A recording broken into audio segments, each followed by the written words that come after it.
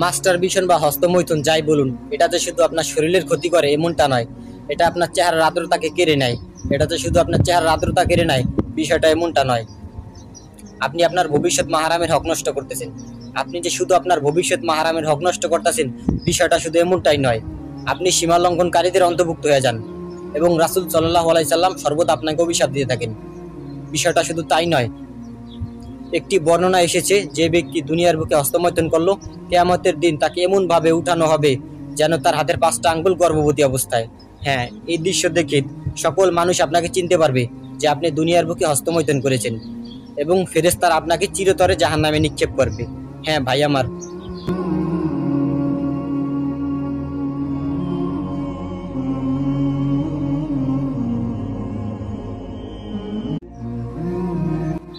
Masturbation বা হস্তমৈথুন যাই বলুন, এটা যে শুধু আপনার শরীরের ক্ষতি করে এমনটা নয়। এটা আপনার চেহারার আর্দ্রতাকে কেড়ে নেয়। এটা যে শুধু আপনার চেহারার আর্দ্রতা কেড়ে নেয়, বিষয়টা এমনটা নয়। আপনি আপনার ভবিষ্যৎ মাহারামের হক নষ্ট করতেছেন।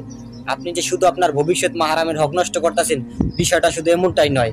আপনি সীমা লঙ্ঘনকারীদের অন্তর্ভুক্ত হয়ে যান এবং রাসূল সাল্লাল্লাহু আলাইহি সাল্লাম সর্বদা আপনাকে অভিশাপ দিয়ে থাকেন। বিষয়টা শুধু তাই নয়। একটি বর্ণনা এসেছে, যে ব্যক্তি দুনিয়ার বুকে হস্তমৈথুন করলো, কিয়ামতের দিন তাকে এমন ভাবে উঠানো হবে যেন তার হাতের 5টা আঙ্গুল গর্ভবতী অবস্থায়।